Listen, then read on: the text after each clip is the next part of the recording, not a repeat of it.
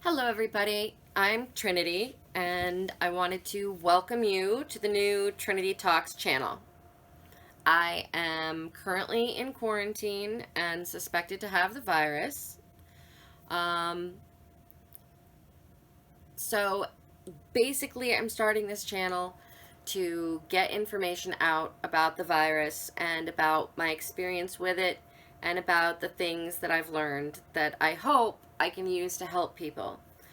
I got onto the coronavirus COVID-19 project in the last week of January. I first learned about the virus from my husband coming home from work. He told me about it. And I saw just a couple of things as I went through, like the news, and some content creators had mentioned it. So I decided that I wanted to dig further into the virus. I have always been really skilled with research, and I'm able to gather a lot of data together rather quickly. I read quickly, and I wanted to use that skill set to learn about the virus and see what I could do. Now, I found Twitter, believe it or not, is an excellent resource for finding scientists and trading scientific data among the community. And so, in all of my researching, especially on Twitter, going over finding the stories and the information of things coming out of China at the time and what the virus could and couldn't do, I stumbled across two scientists, independent researchers, looking into the virus. Specifically, they were looking into the genetics of the virus because recently the Chinese had made available the full genetic sequencing. So they were at the time very excited about it, and they were talking about it. I stumbled across the conversation and started talking with them and asking some of my questions. And a really funny thing occurred. Apparently, one of the researchers was talking to another one, asking them to write up a thesis paper on some aspect of the virus. And at the time, I remember I didn't even know what the word was that she was using in it. Somehow, I mistook this communication for being aimed in my direction. And my immediate response was, I'm not educated enough for that. I don't know anything about those words you just said, but I'm a rapid data miner and I read really fast, and I, tend to be pretty good at extrapolating from the data usable conclusions. What can I do to help? And the individual who I've come to be friends with now, she didn't miss a beat. She just started giving me instructions about the things that we need and what she would like to see happen. So I went and I wrote my first ever article. And it's called 16 Emergency Preparation Tips. And it is still one of the most popular articles that I've written that I have on my site that people have been able to use. It has a lot of just common sense things like make sure that you check around your house first before you go buying supplies, because a lot of the supplies you might need are going to be in the house.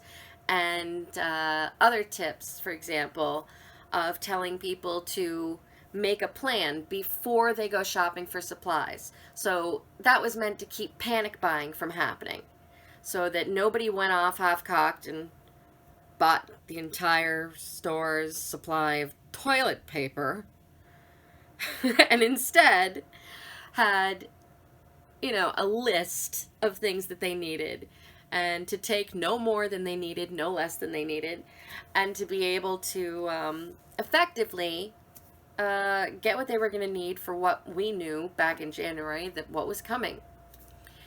And everything just kind of kept building from there. At this stage, I've got about a modest 1,200 Twitter followers, but what you have to understand is I had none to begin with. I never really used social media. I'm a bit of a hermit and a bit of a bookworm. So it's been a really hard learning curve. But I am moving into the next phase of this project, and being able to talk to people directly, to talk to you guys directly, is the direction that I'm looking to go with this. So this basically is an introduction to the channel. Well, what can you expect to see in the future on this channel? I just put down kind of some of my ideas here. We're going to be discussing things like ways to improve your odds of survival, doing things before you get the virus that can help you lower your risk when you do get it. There is infection control and prevention information, including infection control information for inside your house to help prevent vital workers. Say you're in a family that's locked down, but you have somebody in your house who's a medical worker. Well, obviously, you want to do everything you can to keep that medical worker from walking the virus in to the house and giving it to everybody. So I have protocols on that. Things about why you need to prepare but not stockpile, and what the differences between those two things are, and the reasons that you really want to not participate in stockpiling, but you should do preparations, and a whole lot of other useful things and guides that people can use to actually directly affect the coronavirus situation for themselves and their families. Because we're not seeing a lot of detailed instructions that are being given out to people to allow them to do exactly that. And my part on this last 8-week project, that's been what I do.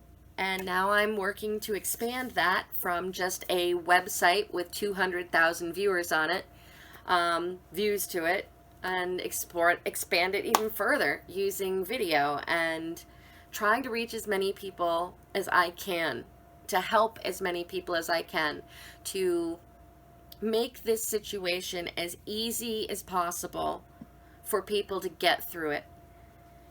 Because it's important to acknowledge that this is a very difficult situation. This is not going to be easy for any of us. I know that you're scared, and I'm scared. I'm an autoimmune suppressed person, and I very well may have the virus. I'm sick. My lungs are not in great shape, and I understand how scared everybody is. But we need to push past that fear, and we need to come together, and we need to work together to find solutions to the problems that are going to come up due to this virus. And I am 100% dedicated, just as I was 8 weeks ago. Even though I'm sick, I am going to keep working, and I am going to keep trying to help as many people as I can feel like they have some kind of control over their own situation with this virus, and to help people feel calm and prepared. Prepared people are calm people. And that is the entire point of this channel, this aspect of it. And we're going to do things like learn how to make the most effective cloth masks. And we're going to learn techniques on sewing. And we're going to discuss things about first aid. And we're going to discuss things about building a proper medical kit. And we're going to talk about more details about the protocols of what to do if you think you're infected, and how to keep infection out of your home, and the extra things that you can do to keep vulnerable members of your family and community safe from exposure. So that's what this channel is going to be. And I am really, really glad to be here. I am really glad to be choosing to move forward with this project. And I really hope that I am able to offer any kind of positive input into this situation and to help people with their lives. So that's it. That's what this channel is all about. I'm Trinity. Have a good night.